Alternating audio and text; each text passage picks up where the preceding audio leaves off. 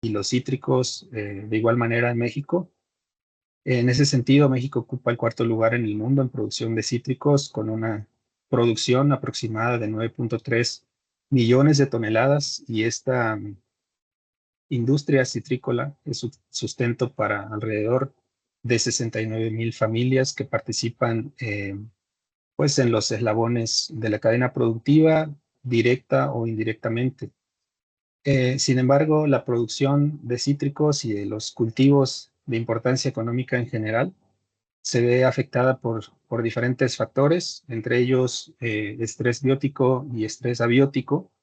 Y dentro del estrés biótico, pues la incidencia de plagas y enfermedades es algo que en cada ciclo productivo es un reto importante para los productores y que afecta directamente sus bolsillos. En ese sentido, les voy a comentar brevemente cuál ha sido la producción de cítricos, al menos histórica, en México, con esta gráfica que pueden observar, que es de Villar Luna, colaboradores que publicaron en 2014. Y hay dos cosas aquí muy importantes que quiero comentarles. Entre ellas, la primera de ellas es la producción en toneladas que se tienen en México desde el 2000 hasta el 2022. Entonces, lo primero que quisiera que observáramos es que hay una, digamos, una tendencia de incremento en la producción en el país, de cierta forma lineal. Pero lo segundo que quiero comentarles es que en 2009 se registró por primera vez la presencia de la enfermedad del One Long Bean de los cítricos, y previo a la infección o al descubrimiento de la enfermedad en México, que se registró en Yucatán, pues había, digamos, un incremento lineal en cuanto a la producción, y abruptamente hubo una decaída en la producción considerable en los años posteriores a la identificación de la enfermedad en México, que eventualmente, por ahí de 2013, empezó a recuperarse y nuevamente continuó con un crecimiento lineal. Es decir, las estrategias de manejo del HLB en México lograron de alguna forma detener el impacto negativo de la enfermedad, al menos eh, en el promedio global de la producción.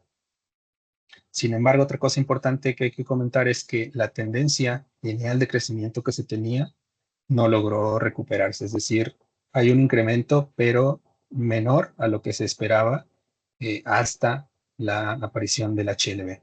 Entonces, otra cosa importante es que de alguna forma se logró solventar esa producción con el incremento en el área cultivada. Entonces, se ha incrementado muchísimo el área cultivada de cítricos, y eso de alguna forma ha compensado las pérdidas por HLB y por algunas otras enfermedades. Entonces, para ponerles un ejemplo muy particular sobre el impacto económico del HLB en México, les voy a hablar sobre las afectaciones que se tuvieron en el estado de Colima, en limón mexicano.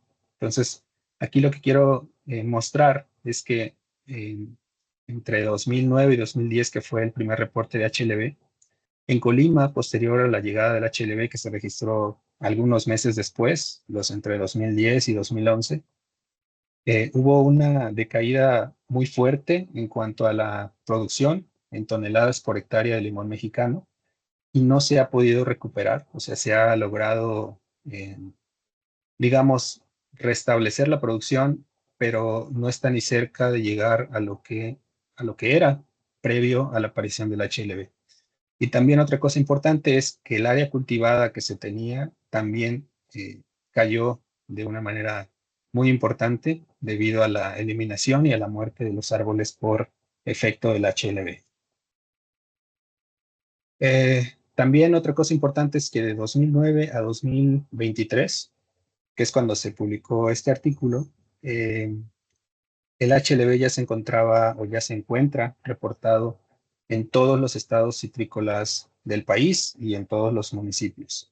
Entonces, está por todos lados, y ahorita el reto que se tiene pues es mediante una estrategia de manejo tratar de reducir el impacto de la enfermedad en los cítricos.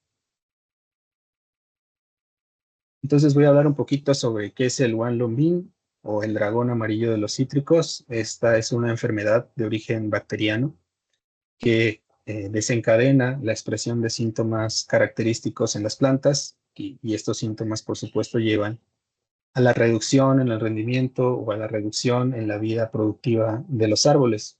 Entre estos síntomas destacan el moteado asimétrico, que son estas manchas en las hojas, que son diferentes entre un lado y entre el otro lado de la hoja. Amarillamiento y engrosamiento de nervaduras, deformaciones de hojas, caída prematura de frutas, deformaciones de frutas. Y esta respuesta de las plantas es diferencial entre cítricos agrios y cítricos dulces. En este caso, los cítricos dulces son afectados en mayor medida por el HLB respecto a los cítricos agrios como es el limón persa, y ahorita lo vamos a platicar con más detalle. Entonces, todos estos síntomas están desencadenados por diversos factores, entre ellos por desbalances metabólicos y desbalances hormonales en las plantas enfermas, particularmente, como les decía, en cítricos susceptibles. Entonces, por ejemplo, de manera rápida, el moteado asimétrico, por ejemplo, está asociado con una reducción en la concentración de clorofila y carotenoides, pero a su vez por un incremento en la concentración de peróxido de hidrógeno, de poliaminas, de ácido gamma aminobutírico, los cuales cuando se incrementan son tóxicos y llevan a este amarillamiento, es decir, a estrés oxidativo, y eventualmente se da una reducción en clorofila. Para el caso de síntoma de hojas corchosas, lo que se da es un incremento en la acumulación de almidón, desencadenado por el taponamiento del floema de las plantas enfermas. Y entonces esta acumulación de almidón en las células fotosintéticas del floema y células del parénquima, pues eventualmente afecta la fotosíntesis. Para el caso de las plantas, por ejemplo, de cítricos dulces, la reducción en brotes nuevos está asociada con desbalances hormonales de auxinas, citoquininas, de ácido abscísico, y la caída prematura de la fruta que les comentaba está asociada también con desbalances hormonales en las zonas de abscisión. Esto particularmente asociado pues, a auxinas, a etileno, a giberelinas, citoquininas, etc. Y la deformación de fruta también está asociada con desbalances hormonales, como el ácido indolacético, el ácido abscísico y el etileno. Y entonces, es muy importante conocer todos estos factores asociados con el desarrollo de los síntomas, porque eventualmente a nosotros como estudiantes o como investigadores nos sirven para utilizarlos como biomarcadores, es decir, como las variables potencialmente descriptoras del fenómeno y que nos ayudarían a comprender el proceso biológico que estamos estudiando, ¿no? En este caso, que es la enfermedad del HLB, el limón persa. Pero como les decía, la respuesta de estas variables está asociada más a cítricos susceptibles y el limón persa es tolerante. Sin embargo, es importante conocer cuál es el efecto de la enfermedad sobre estas variables en una variedad tolerante. Entonces, ¿quién es el agente causal y cómo se transmite? Bueno, el patógeno causal de la enfermedad es una bacteria que está limitada al floema, es gram negativa y su nombre científico es Candidatus liberibacter asiaticus. Es una bacteria que no se puede aislar en medios artificiales y por lo tanto no hay una cura para el HLB. Y la estrategia entonces de manejo pues es de convivencia, ¿no? Es tratar de buscar diferentes herramientas que estén disponibles y que de alguna forma sean compatibles para poder prolongar la vida productiva de los árboles, y en ese sentido es como se justifica el uso de la fertilización. ¿Quién lo transmite? Bueno, por dos vías. La primera es por el vector, que es Diaforina citri, y la segunda, y en menor medida, por injertos. El vector tiene dos estadios que son potencialmente infectivos y muy eficientes en la transmisión, que son las ninfas y los adultos. Y una vez que estos insectos tienen la bacteria en su organismo, son infectivos toda su vida. Y también una estrategia dentro del manejo del HLB que es muy importante es el manejo del vector, que puede ser con control químico o con control biológico. Entonces, como les comentaba, pues, la transmisión se da en el proceso de alimentación del vector. Este puede ser en su estadio adulto o en ninfas, y la diferencia que es muy importante es que los adultos tienen capacidad de vuelo, y entonces son los que llevan y traen la bacteria entre árboles, y las ninfas pues están toda su vida ninfal, digamos, en los brotes. Y la bacteria se encuentra en todo el organismo del insecto, en todo el insecto, en el intestino medio, en la hemolinfa y en las glándulas salivales. Entonces, cuando se alimenta, inyecta la bacteria con su saliva en la planta. Entonces, es el mecanismo de transmisión más eficiente. Y en condiciones de campo, lo que se da es que hay una reinfección constante eh, por la alimentación, que es constante por todos los cilios. Entonces, es muy importante mantener las poblaciones del vector por debajo de un nivel económico, de un umbral económico. Bueno, ¿y qué sucede una vez que la bacteria está en las plantas y que hay un periodo de latencia o un periodo en el cual se desarrolla la enfermedad? Bueno, como les comentaba, esto es diferencial entre cítricos tolerantes y susceptibles, porque los cítricos tolerantes tienden... Sí, perdón, yo creo que hay un micrófono abierto. Eh, los cítricos susceptibles tienden a mostrar síntomas mucho más rápido que los tolerantes. Los No, no lo tolerantes, de hecho, escuchamos. no le escuché, doctor. ¿Me repite, por favor?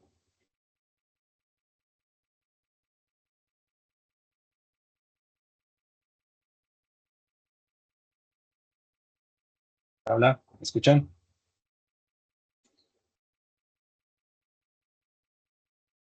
Sí te escuchamos. Adelante. Gracias, gracias. Escuché que alguien me hablaba, o hay un micrófono abierto, no lo sé. Soy yo, creo que Bueno, mi máquina me está dando problemas. Adelante, Luis Alfredo. ok, no se preocupe. Bueno, lo que les comentaba es que la diferencia en la expresión de síntomas pues está relacionada con la tolerancia o la susceptibilidad de los cítricos. Entonces, por ejemplo, aquí para mostrarles cuáles son los daños de la enfermedad al sistema vascular, que propiamente no podemos decir que son ocasionados por la bacteria, y ahorita les voy a explicar por qué. Lo que sucede, y bueno, me voy a adelantar un poquito, es que ante el reconocimiento de la bacteria por la planta, se desencadena una respuesta de defensa de la planta. Esta respuesta es más intensa o menos intensa, como les comentaba, dependiendo de la variedad o de los cítricos.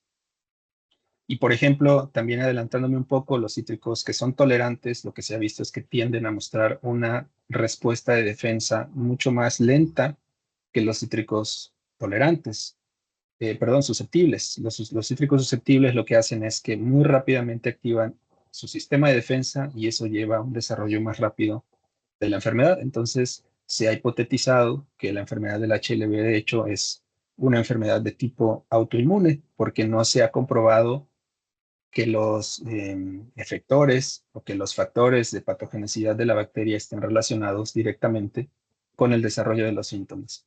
Entonces, por ejemplo, los daños que se dan al sistema vascular están ocasionados por el taponamiento del sistema vascular, válgase la redundancia, por calosa. Entonces, la calosa es producida por el propio sistema de defensa de la planta, se taponea el floema y evita el flujo normal de fotoasimilados. Entonces, se incrementa el contenido de carbohidratos en hojas, y eso lleva a la expresión de síntomas y a que haya afectación en el flujo de agua y en el flujo de fotoasimilados, más en el flujo de fotoasimilados porque los daños son particularmente a los tubos cribosos del floema. Entonces, bueno, aquí se muestra precisamente eso. Del lado derecho es una planta enferma en donde está afectado el flujo de fotoasimilados respecto a lo que se ve en una planta sana, que es la izquierda. Entonces, se tapa el floema y entonces lleva afectaciones a nivel foliar, como un incremento en el contenido de carbohidratos y una reducción en el contenido de clorofila, y a su vez el sistema radicular o el volumen de raíz también se ve afectado por la muerte de raíces secundarias, precisamente por la falta o por la afectación al flujo de carbohidratos. Entonces, aquí en la parte derecha lo que pueden ver es la foto de un corte transversal de nervadura de una hoja con síntomas de HLB. Y lo que pueden ver aquí, estos puntitos brillosos, son puntitos de calosa.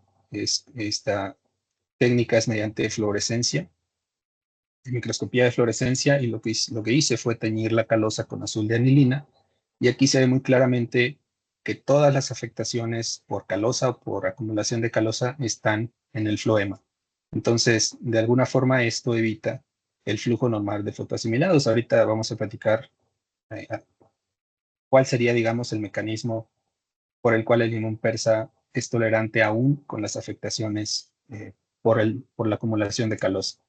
Entonces, como podemos ver, todas estas afectaciones, y dado que no hay una cura para la enfermedad, pues nos llevan a que el manejo agronómico, digamos, sea una de las herramientas que se pueden utilizar en campo para el manejo de la enfermedad.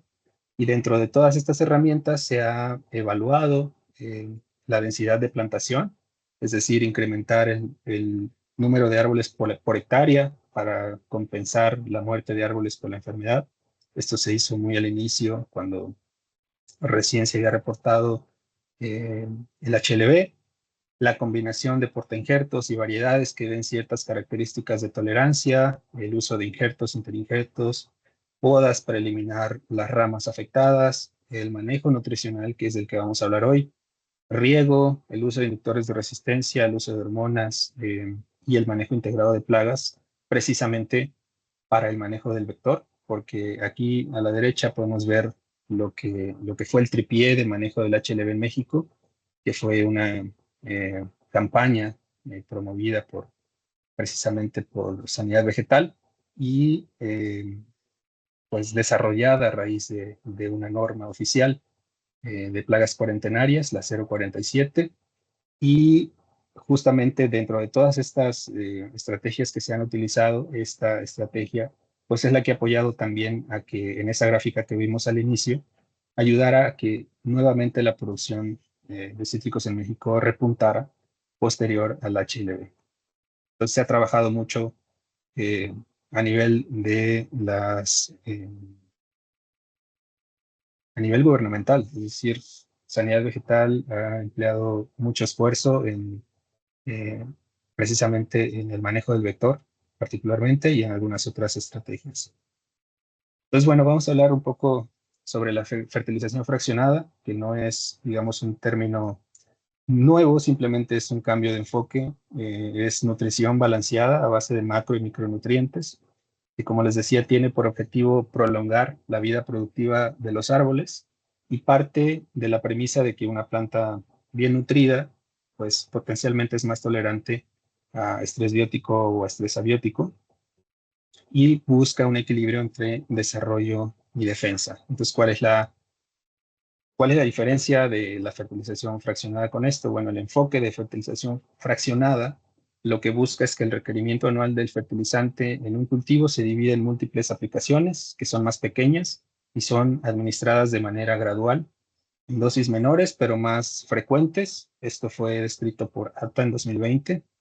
Y lo que ellos plantean es que con este enfoque hay una mejor absorción de nutrientes al proporcionar una fuente continua de fertilizantes y ayudar a reducir las pérdidas por lixiviación del fertilizante, así como prevenir deficiencias de nutrientes. Entonces, lo que busca esta estrategia es tener la fuente de fertilizante correcta, la dosis correcta, el tiempo correcto y el lugar correcto de aplicación. Entonces, por lo ya mencionado, nos planteamos la hipótesis de que la aplicación de macro y micronutrientes en dosis fraccionadas mediante aplicaciones al suelo y o foliares, precisamente como estas estrategias de fertilización, podría mejorar la eficiencia del uso de los nutrientes y el enfoque podría reducir la cantidad de fertilizante requerido, al tiempo que eso mejoraría la respuesta fisiológica y hormonal de las plantas de lima persa afectadas con Candidatus Liberibacter asiaticus. Entonces, para probar esta hipótesis, nos planteamos como objetivo comparar el efecto de dosis bajas, medias y altas de macronutrientes individuales, así como su combinación con micronutrientes aplicados al suelo y foliares sobre variables de respuesta fisiológica, tasa fotosintética, reflectancia espectral, daño vascular, metabolismo de carbohidratos y fitohormonas. Todos estos biomarcadores de los que les hablé antes, que se ha reportado que sufren afectaciones por efecto de la enfermedad. Trabajamos con estas variables de respuesta y entonces para lograr ese objetivo pues montamos un experimento. Este experimento utilizamos plantas de lima persa injertadas sobre patrón macrofila. Posteriormente colectamos vareta de árboles enfermos de INIFAP, campo experimental Ixtacuaco, que previamente habían sido confirmadas como positivas a HLV mediante PCR, y esas varetas las utilizamos para injertar yemas sobre los patrones que habíamos adquirido previamente, sobre al menos una parte de la planta que se había comprado, de tal forma que tuvimos dos grupos, la planta inoculada y la planta sana. Posterior a 6 meses, bueno, confirmamos que la planta sana seguía sana y que la planta enferma ya estaba enferma porque no toda la planta que se injertó finalmente se enfermó. Entonces nos aseguramos de que la planta que se usó para el experimento estaba enferma y utilizamos diferentes tratamientos. Primero tenemos esta tabla que a lo mejor es un poco compleja a la vista. Tenemos 3 niveles de macronutrientes, como ya les había comentado, los cuales denominamos como MA1, MA2 y MA3, que son dosis bajas, medias y altas de macronutrientes, y tenemos 3 niveles de micronutrientes, que son Mi1, Mi2 y Mi3, y básicamente es sin micronutrientes, con micronutrientes al suelo y con micronutrientes al suelo y foliares. Entonces trabajamos como NPK, como macronutrientes, calcio, magnesio y azufre como macronutrientes secundarios, zinc, boro, manganeso y fierro como micronutrientes. Entonces aquí lo importante de resaltar de esto es que la dosis media es la dosis regional, digamos, la que se recomienda para limón persa en la edad que nosotros trabajamos la planta, que fue de 2 años. La dosis baja fue el 50% de la dosis media y la dosis alta fue no el doble, pero fue para planta un año mayor. Es decir, no utilizamos el doble de la dosis media, precisamente pues lo consideramos demasiado. Esos son los 3 niveles de macronutrientes y tenemos sin micronutrientes, con micronutrientes al suelo y con micronutrientes al suelo más micronutrientes foliares. Entonces, la combinación de estos tratamientos nos llevó a montar un experimento factorial 2x3x3 con 2 niveles de sanidad, 3 niveles de macronutrientes, 3 niveles de micronutrientes y una combinación de 9 tratamientos por grupo en bloques completos al azar y con 4 repeticiones por tratamiento. Entonces aquí dividimos la dosis anual en 20 aplicaciones al año y las aplicamos aproximadamente cada 18 días con este enfoque de aplicaciones fraccionadas. Como variables de respuesta, bueno, por supuesto, detectamos la bacteria mediante PCR punto final y cuantificamos también la bacteria con PCR en tiempo real y mediante la metodología de cuantificación relativa con el método 2 delta-delta-CT y utilizando el gen endógeno COX como testigo, ¿no? como control, perdón. Evaluamos también variables de crecimiento y desarrollo, altura, volumen de dosel, diámetro de tallo. Medimos la eficiencia fotosintética a través de fluorescencia de clorofila para determinar la tasa fotosintética y asociarlo también con la cantidad de clorofila que encontrábamos en las plantas, en los grupos de plantas. También cuantificamos sacarosa y almidón como carbohidratos principales y realizamos cortes histológicos de la nervadura central para determinar la presencia de almidón y también para identificar si asociado a la enfermedad había algunos daños anatómicos en las plantas enfermas. Esto lo hicimos con cortes histológicos embebidos en parafina y los evaluamos con el programa ImageNJ.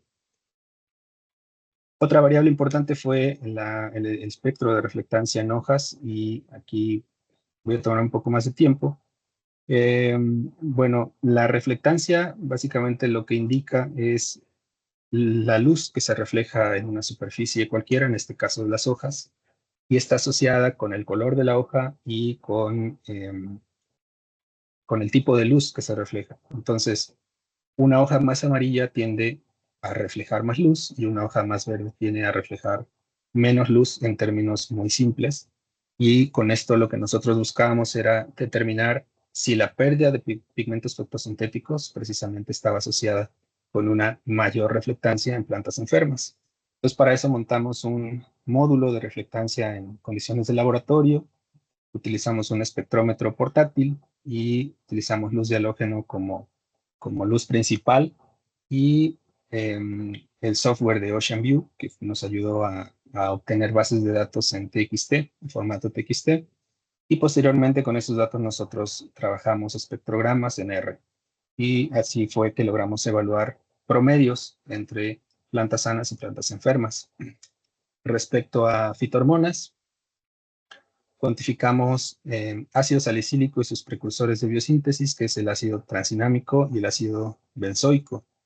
Entonces, también aquí para recordar un poquito, el ácido salicílico es una hormona que tiene diversas funciones en las plantas, y entre ellas es la señalización mediada por patógenos, ¿no? Entonces, está asociada con la activación de vías de defensa mediadas por patógenos. Entonces, para nosotros era muy importante determinar si había una relación entre el ácido salicílico y sus precursores de biosíntesis y la respuesta del limón persa con HLB, y también el porcentaje de severidad de síntomas en hojas.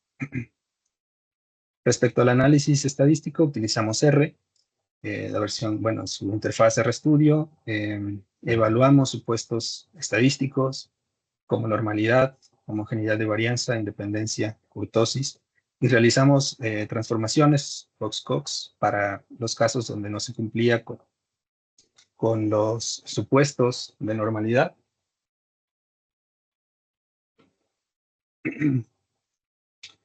Bueno, posterior a eso realizamos análisis de varianza con un modelo lineal mixto, comparaciones de medias, y lo que les voy a presentar hoy, que es la regresión polinomial de segundo grado, que es donde podemos apreciar un poco mejor la respuesta de las diferentes variables a los diferentes niveles de fertilización. Pero las comparaciones de medias se pueden consultar en el artículo, en el material suplementario, por si a alguien le interesa ver mucho más a fondo la respuesta de estas variables. Y finalmente realizamos un análisis de componentes principales para determinar la asociación de las diferentes variables con los grupos evaluados. Y bueno, para entrar ya un poco más en materia, los resultados en esta gráfica podemos observar la respuesta de la severidad de síntomas, por un lado, para los diferentes niveles de macronutrientes y micronutrientes. Y del otro lado podemos observar el fold change, que es la cuantificación relativa de la bacteria, lo que quiere decir que todo lo que encontremos por arriba de 1 quiere decir que se incrementó la cantidad de bacteria, y todo lo que esté por debajo de 1 quiere decir que se redujo la cantidad de bacteria. Entonces, todos los tratamientos fueron comparados contra el tratamiento con dosis bajas de macronutrientes y sin micronutrientes al suelo. Y en general aquí lo que podemos, bueno, y antes de que se me pase, tenemos, lo hicimos por duplicado con 2 pools de DNA. Entonces, aquí lo que podemos ver es que en general hay una relación entre la severidad de síntomas a nivel foliar, que dicho sea de paso, no superó el 8% en nuestras evaluaciones, lo cual se considera bajo considerando 40 o 50% que se tiene en condiciones de campo. Y esto está relacionado también con una respuesta en cuanto a la cantidad de bacterias, es decir, en general, aunque no hay diferencias significativas en la severidad de síntomas, sí se observó una tendencia de que los tratamientos que mostraron mayor cantidad de bacteria fueron aquellos también que mostraron una tendencia de mayor cantidad, mayor severidad de síntomas a nivel foliar. Entonces aquí es evidente que los tratamientos con dosis más altas de macronutrientes, independientemente del nivel de micronutrientes, tienden a mostrar la mayor cantidad de bacteria. Entonces esto es importante porque quiere decir que, que las aplicaciones fraccionadas y constantes, bueno, tienden a mostrarnos que el incrementar la dosis de fertilización no es lo más conveniente, y esta tendencia se observa en todas las variables que ahorita vamos a ver. Entonces, lo que nosotros aquí estamos discutiendo o estamos analizando es que primero el desarrollo lento de los síntomas, que más o menos fue 2 años y medio posterior a la inoculación, eh, como no está siendo alto, por decirlo de alguna forma, es decir, no superó el 8%, las plantas de lima persa pues mantienen su desarrollo y homeostasis celular e incluso productividad aún con la infección. Esto asociado a un desarrollo lento de los síntomas o a un progreso más lento de la enfermedad comparado con lo que se observa en otros cítricos como naranja. Y esta característica de la lima persa pues, podría estar asociada con la poliploidía. Es un cítrico triploide comparado con algunas variedades susceptibles que son diploides, como por ejemplo la naranja. Entonces, esto lleva a características diferenciales en la expresión génica de estos cultivos, y esto también puede estar asociado con la tolerancia del limón persa. Entonces, ¿qué pasó con la eficiencia fotosintética? Bueno, aquí lo que podemos ver es que al inicio del experimento, lo cuantificamos en 3 tiempos. Al inicio del experimento había en general una tendencia de que las plantas enfermas tenían una menor eficiencia fotosintética respecto a plantas sanas. Y ante la aplicación de los tratamientos de fertilización, lo que vimos es que de alguna forma se estabilizó, es decir, ya no observamos diferencias significativas, lo que indica que posiblemente la fertilización ayudó a promover, pues digamos, a que la eficiencia fotosintética se mantuviera en una condición estable, muy cercana a 0.8.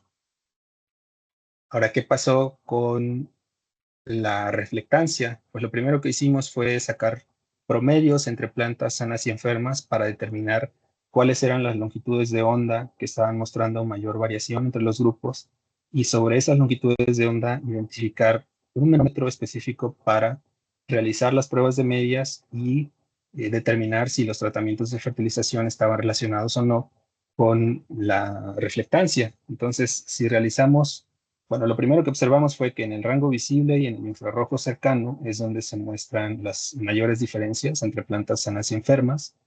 Y en el rango visible lo que se observa es, en promedio, una mayor reflectancia en plantas enfermas respecto a sanas, pero en el infrarrojo cercano se muestra una tendencia a la inversa.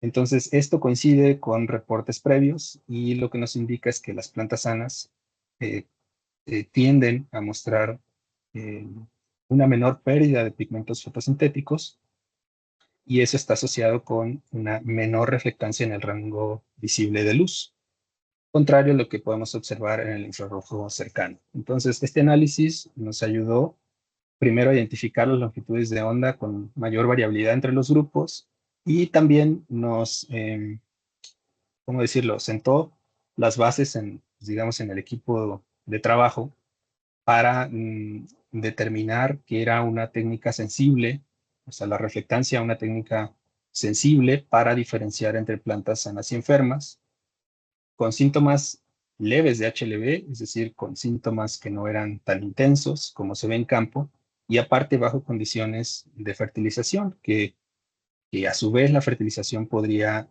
enmascarar aún más el desarrollo de los síntomas.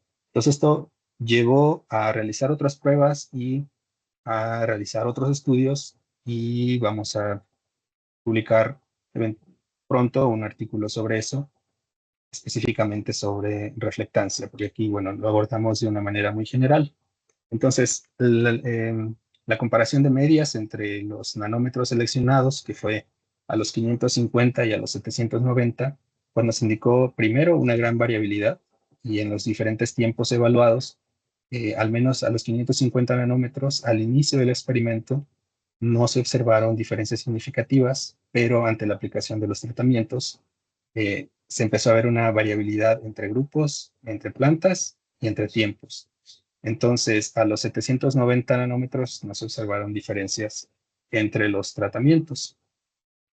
Entonces, ¿qué observamos? Bueno, primero que no hay una relación clara entre la reflectancia y los tratamientos de fertilización, y esto puede estar asociado con la variabilidad. Y bueno, claramente ahí se puede observar las desviaciones estándar, son muy grandes, pero esto también puede estar asociado con la variabilidad en los síntomas presentados por las plantas, ¿no? Son síntomas leves y esto también seguramente aportó a esta variabilidad.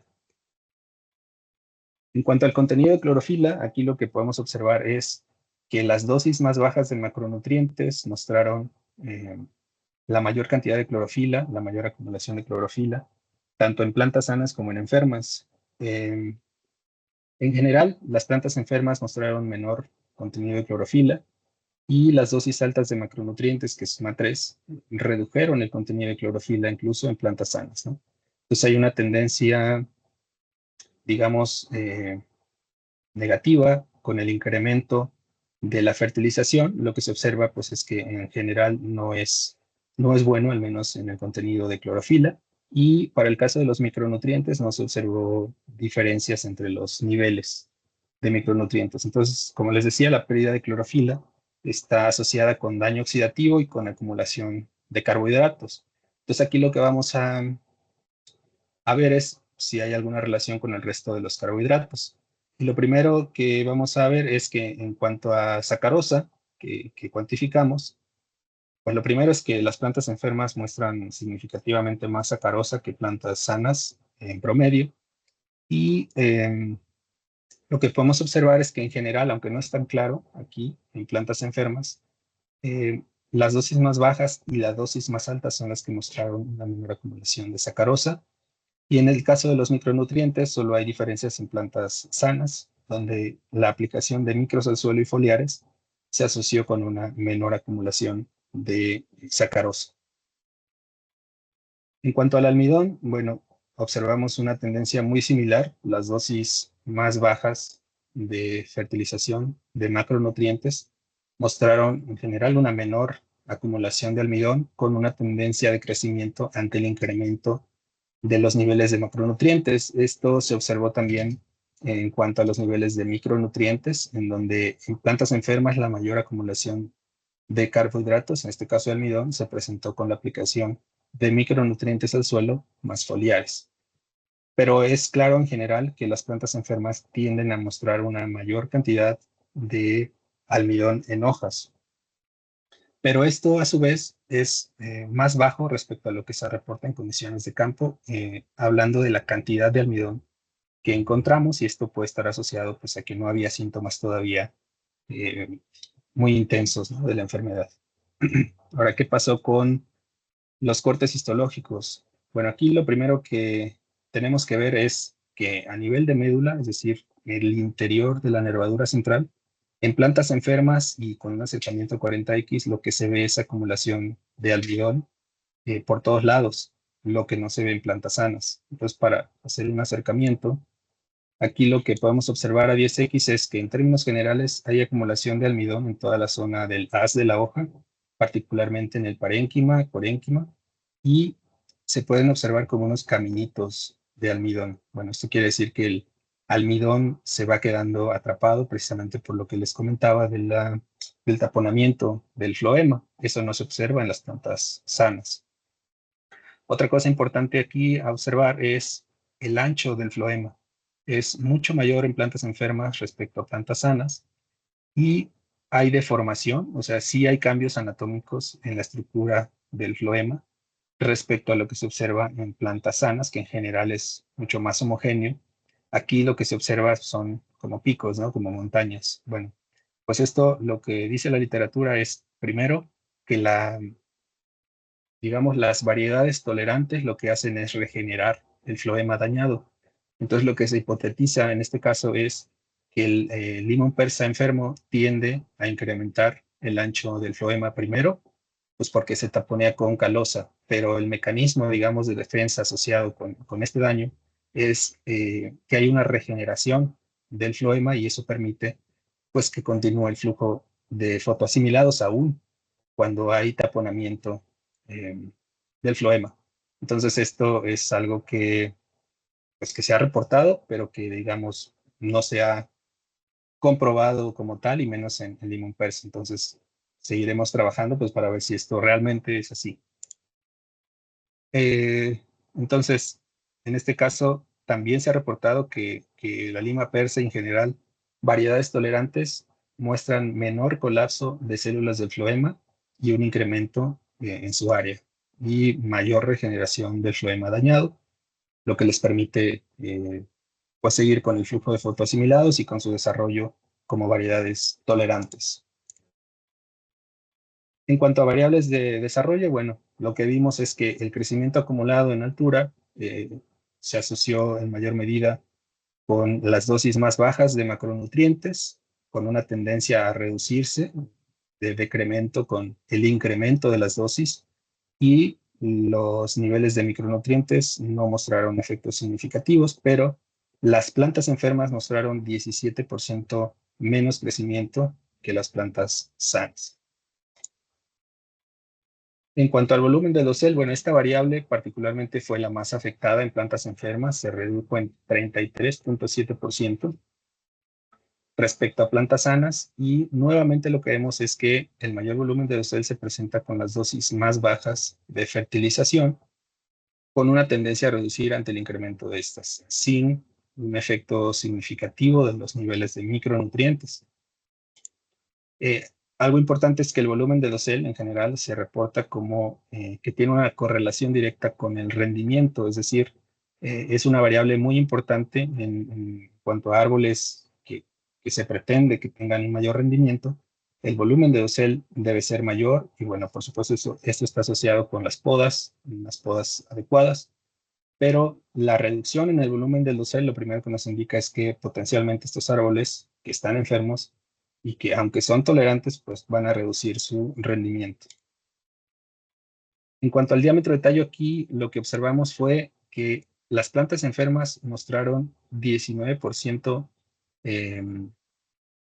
un crecimiento mayor del diámetro de tallo respecto a plantas sanas.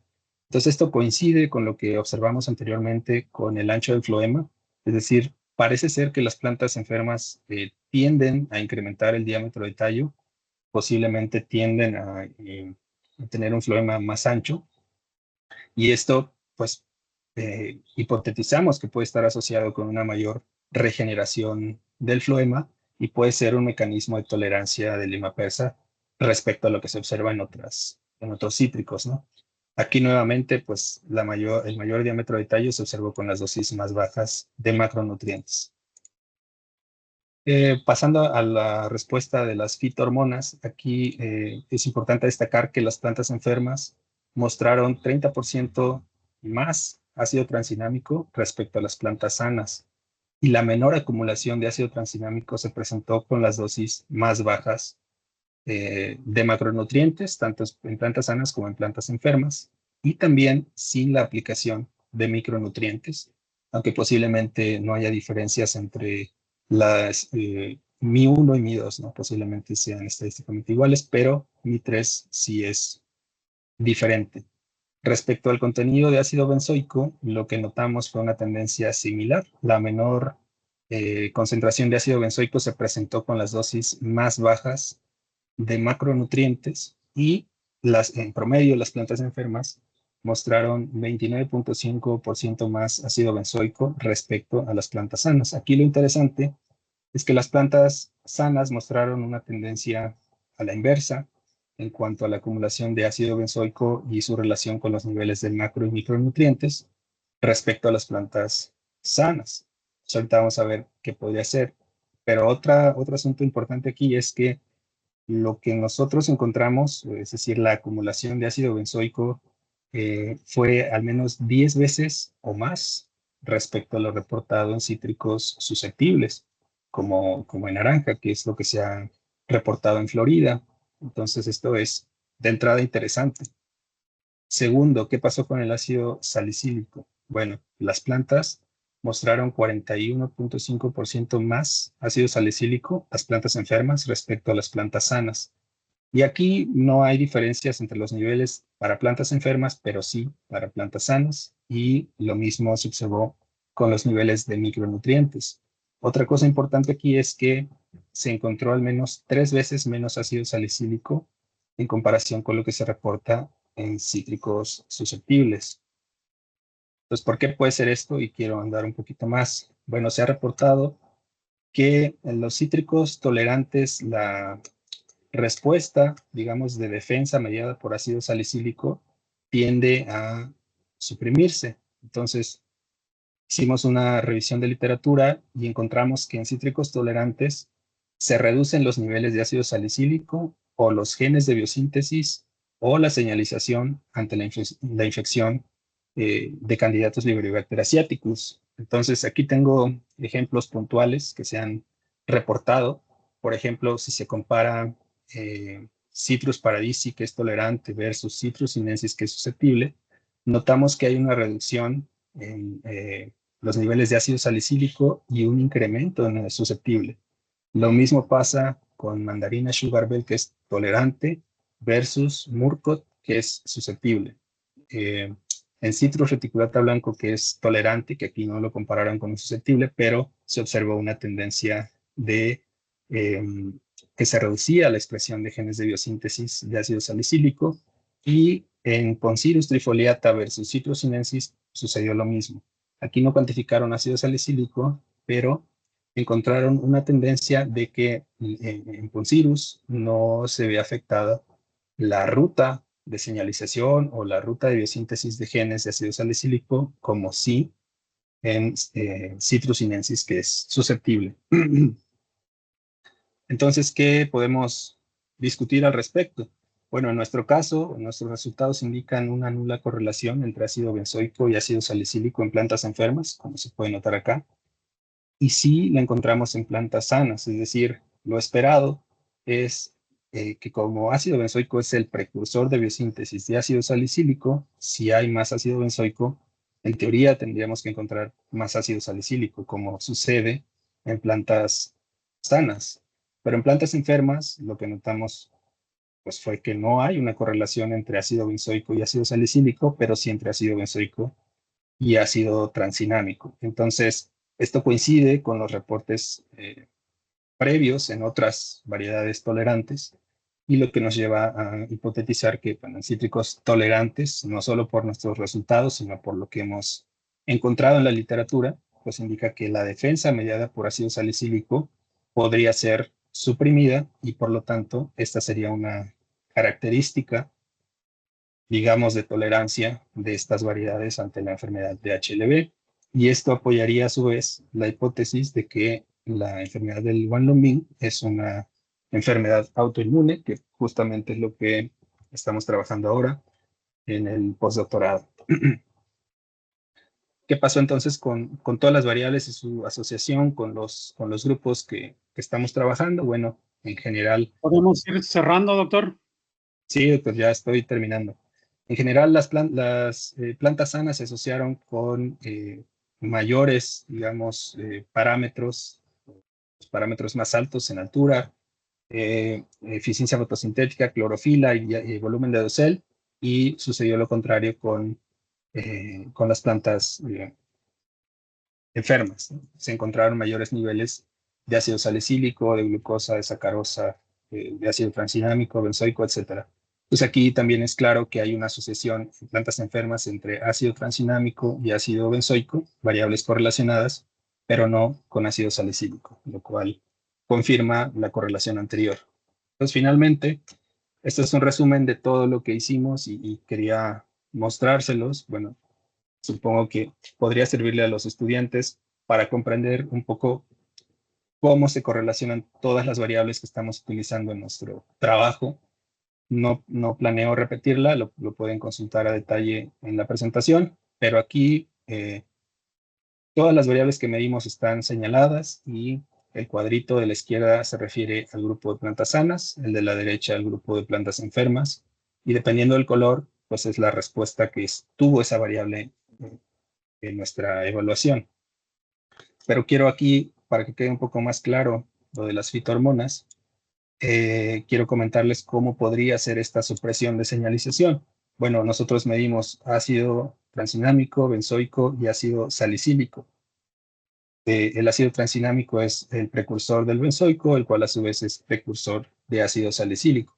Lo que estamos viendo es o lo que estamos hipotetizando es una menor conversión de benzoico a salicílico, posiblemente por una menor actividad de esta enzima, que es la ácido benzoico 2-hidroxilasa, que es quien se encarga de la catálisis de ácido benzoico a ácido salicílico. Entonces, si se suprime, digamos, los niveles de ácido salicílico, al menos en los niveles como se expresan en cítricos susceptibles, bueno, aquí lo que sucede es que hay una menor señalización y eventualmente hay una menor producción de especies reactivas a oxígeno, a su vez menor daño oxidativo, y es una reacción en cadena, ¿no?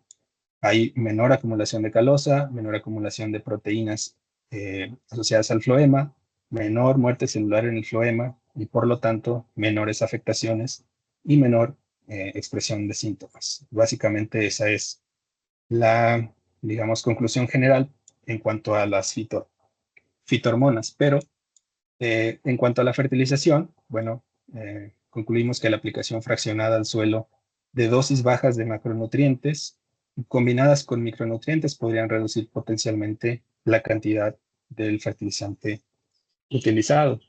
Y bueno, pasando a las conclusiones, lo primero es que vimos es que Candidatus Idiobacter asepticus se propaga de una forma más lenta en comparación con cítricos susceptibles, al menos lo que dice la literatura, lo que da lugar a una expresión gradual de síntomas. Sin embargo, el HLB, el lima persa, alteró el desarrollo, parámetros fisiológicos relacionados con fotosíntesis, estructuras vasculares, incrementó la acumulación de almidón en nervaduras, en mesófilo de hojas, aun cuando la lima persa es tolerante.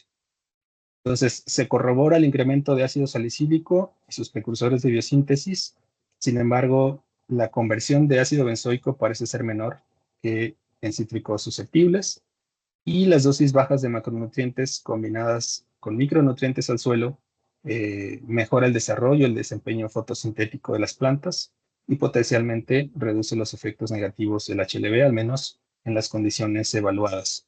Por el contrario, las dosis altas de fertilización o su aplicación constante y simultánea al suelo y foliar parecen no ser pues, lo más favorable, incluso en plantas sanas. Entonces, es importante o sería importante reevaluar los tiempos y las dosis de fertilización en campo. Y bueno, finalmente los resultados demuestran la importancia de la gestión cuidadosa de la fertilización en plantas enfermas con HLB y al menos nos proporciona información valiosa para plantearnos la posibilidad de reevaluar las dosis de fertilización y la periodicidad de las aplicaciones en lima persa en condiciones de campo, y bueno, no solo en lima persa, sino otros cítricos susceptibles. Bueno, muchas gracias al COVICIDET por el financiamiento de esta investigación. Quedo a sus órdenes para preguntas y o comentarios. Gracias, doctor. Interesante, mucha información.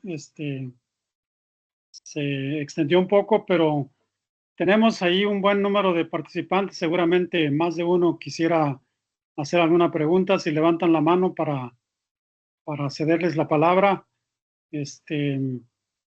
Alguien que quiera hacerle una pregunta al doctor Luis Alfredo.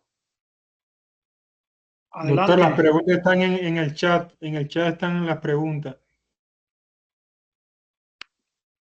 Ok, gracias. A ver, si quiere yo las leo, doctor. Es que estaba leyendo la última, pero veo que hay muchas para atrás. A ver, dice... A ver, Catalino puso que trajeron plantas enfermas. ¿Por qué no lo hicieron en donde ya estaba la planta enferma para no esparcir, difundir la enfermedad? Bueno, la enfermedad está por todos lados, como ya vimos, está en todos los estados citrícolas. Entonces, aparte, la planta se movió a condiciones controladas y la planta sigue en condiciones controladas, entonces no De hecho, los árboles que están en el campus están muy enfermos. Lo que hicimos fue traer vareta de planta confirmada positiva por PCR y no solo buscando síntomas que los tenemos en el campus. Entonces no fue como esparcir o difundir. Bueno, no se visualizó la tabla de los tratamientos. Ahorita pongo la diapositiva. En la primera hay un código QR en donde pueden descargar la presentación y pueden, bueno, también pueden ir al artículo que está publicado. Bueno, el doctor puso la enfermedad ya está en todos lados, el doctor Villanueva, y el trabajo se hizo en invernadero. Catalino puso el estado nutricional de los cítricos, se mide en la cuarta hoja de brotes del flujo de la temporada anterior para evitar la variabilidad nutrimental, entre ellos fotosintatos y color. Aquí se midió donde cayera. No necesariamente, sí lo hicimos por brotes. Lo que no hicimos fue medir el estatus nutricional foliar, que supongo que es a lo que se refiere.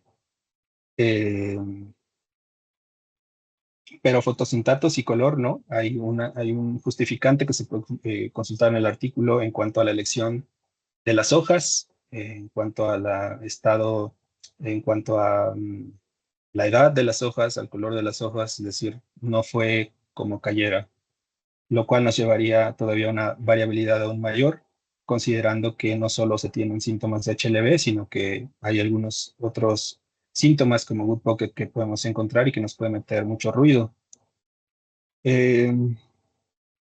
Dice, en frutales y algunos cultivos se prefiere bloquear con base a vigor de la planta, diámetro de tallo, altura, principalmente, por eso tuvieron gran variabilidad. Ok, pues sí, en realidad, en todas las variables que medimos hubo gran variabilidad, pero pues finalmente es lo que tuvimos, o sea,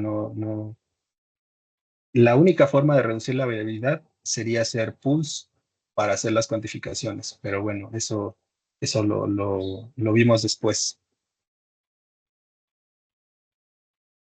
Lo que no entiendo es por qué no bloquearon con base a vigor de plantas. No entiendo a qué se refiere. Gracias, doctora Silvia, por las felicitaciones. Y Nancy Nazario dice, ¿cómo se puede llevar esto a la realidad con los productores? ¿Quiénes la pueden usar? Resaltando que esta investigación es muy importante a nivel genómico. En Tlaltetela se ha ganado una fama por producir limón de calidad, pero actualmente se están enfrentando a serios problemas como el HLB y sequías, mencionando también que hay pocos quienes realizan manejo adecuado en su limonar.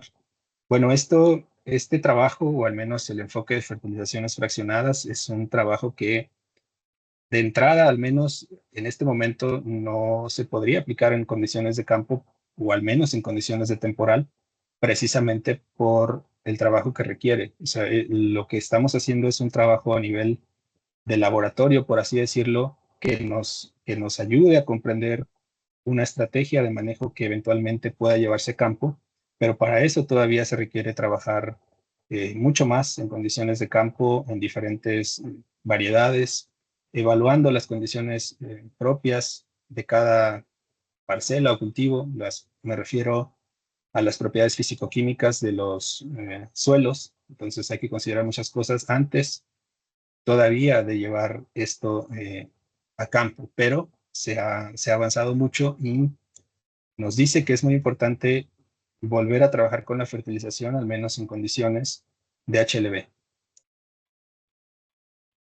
Hay una mano levantada, doctor, del maestro Luis Manuel Morales. Adelante, doctor Luis Manuel, maestro Luis Manuel. ¿Qué tal? Buenas tardes, Luis Alfredo, doctor Eliseo, y gracias por la invitación a la ponencia. Muy interesante todo lo que se ha platicado hasta el momento. Bueno, verán, yo me encuentro acá en la zona de Martínez de la Torre, justamente donde está pues la lima persa. Aquí ahorita actualmente pues atiendo huertas de lima persa con sistema de riego. Y pues me pareció interesante el tema de las aplicaciones de fertilizantes fraccionados al suelo, dado que, pues sí, efectivamente, cuando tratamos con plantas enfermas con HLB, se tiene bien conocido que el manejo de la nutrición, pues es una alternativa para remediar estas plantas en las cuales ya presentamos síntomas, ¿no? Y que incluso ya está ahí la carga bacteriana. Lo que sí todavía no me logro explicar cómo pudiéramos llevarlo esto a cabo, la realidad con productores donde pues al menos el 95-97% es temporal, y considerando también la productividad en donde pues los flujos de producción, al menos aquí para la zona, los importantes son, vamos a decirlo, 4 flujos de producción de floraciones, que por lo tanto tenemos que estar llevando a cabo un seguimiento nutrimental y por lo tanto estar abasteciendo de nutrientes, ¿no? Para que obtengamos los rendimientos metas esperados. En nuestro caso, pues como es fertirriego, pues no tenemos tanto ese problema. Efectivamente, se están haciendo aplicaciones parciales cada semana, ¿no? Pero bueno, ¿qué pasa con el caso de las huertas en temporal?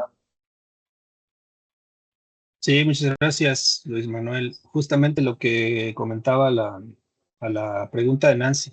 La verdad es que en este momento esta estrategia de fertilización no podría recomendarse en condiciones de temporal, y de hecho el objetivo de realizar este trabajo inmediato no fue llevarlo directamente a campo estrictamente como lo hicimos. Justamente se requiere todavía mucho trabajo, pero lo que nos indica es que necesitamos hacer ajustes precisamente en la estrategia de fertilización en condiciones de HLB, porque en condiciones de temporal justamente es el reto mayor. Estamos muy conscientes de eso, pero se requiere seguir trabajando para determinar cuál es la mejor estrategia de fertilización en condiciones de campo, precisamente por esta limitante que es pues la falta de agua, ¿no? Ok. Hay una última pregunta ahí de Silvianelli. Dice, estoy investigando el uso de cubiertas vegetales en Lima Persa. Me interesa saber qué ajustes recomiendan en los planes de fertilización cuando se integran cubiertas vegetales, especialmente leguminosas, considerando su aporte de nitrógeno.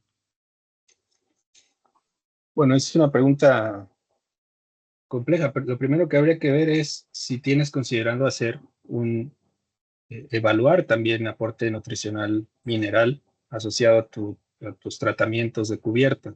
Si es así, entonces lo que deberías de hacer pues sería un análisis de suelo previo y con base en eso ajustar tus tratamientos de fertilización. Realmente no creo que haya incompatibilidad, pero sí el uso de las leguminosas seguramente te va a proporcionar o te va a llevar a que utilices una menor cantidad de nitrógeno de fertilizante mineral, pues. Entonces, en este momento no podría saber los ajustes específicos, pero yo creo que te serviría hacer un análisis de suelo y ver si hay alguna asociación de tus cubiertas fijadoras de nitrógeno con la cantidad de nitrógeno que encuentres y con base en eso hacer los ajustes.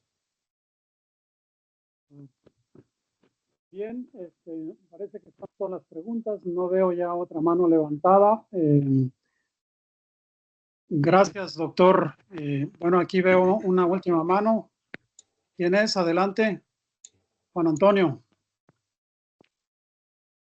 Sí, muchas gracias. Bueno, en el caso del último trabajo el comentario de Silvia, también estoy en ese comité, pero básicamente hay 2 aportes de estas cubiertas vegetales. Una de ellas es precisamente lo que buscan los trabajos agroecológicos, de tener un elemento más en el ecosistema que permita tener complejidad en el mismo.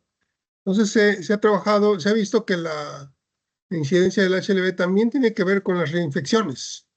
Entonces, si tenemos un universo de depredadores importantes ahí, que den cuenta con las poblaciones, periódicamente con las poblaciones de diaforina, pues entonces la infección se va a dar, pero las reinfecciones que nos suben el inóculo, pues podrían reducirse de manera importante. La parte que tiene relación con este trabajo en términos de nitrógeno, pues es todo, es una complejidad importante, ¿no? Yo creo que no alcanza pues con lo que hicimos aquí para visualizarlo completo, porque de primera instancia el nitrógeno que se estaría aportando por las plantas, pues es un nitrógeno orgánico, pues vía digamos, esta interacción, ¿no? De las plantas con los microorganismos, con las raíces, es decir, es mucho más complejo que nada más aplicarle mineral, ¿no? ¿Por qué lo digo? Porque finalmente el hecho de decir nosotros, pues hay que reducir la cantidad de nitrógeno que se aplica en las parcelas, que se está aplicando hoy en día en las parcelas, si se fracciona, pues en este caso, ese nitrógeno que se está, digamos, absorbiendo la planta que están aportando las cubiertas vegetales, podría ser esa microdosis de nitrógeno que se está aportando todo el tiempo a la planta, ¿no? O sea, tiene una similitud con lo que sería unas microdosis o múltiples aplicaciones de nitrógeno, ¿no? Pero no sabemos, porque le digo que es otro origen, otro tipo de nitrógeno, ¿no? En este caso. Nosotros no le apostábamos mucho a la urea. Pensamos que la urea no iba a ser la buena, ¿no? Y resulta que finalmente, pues tiene su aporte, ¿no? Y lo decíamos porque, pues decíamos, quizás la urea, pues, se volatiliza rápido, qué sé yo, ¿no? Todo lo que se habla de la urea hoy en día. Sin embargo, a pequeñas dosis, la urea pues, funciona muy bien, ¿no? Muy bien funciona, ¿no? También o mejor que los amonios, los nitratos, ¿no? Entonces, precisamente porque se están aplicando dosis que pueden ser absorbidas de manera inmediata por la planta, ¿no? Entonces es mucho más complejo que nada más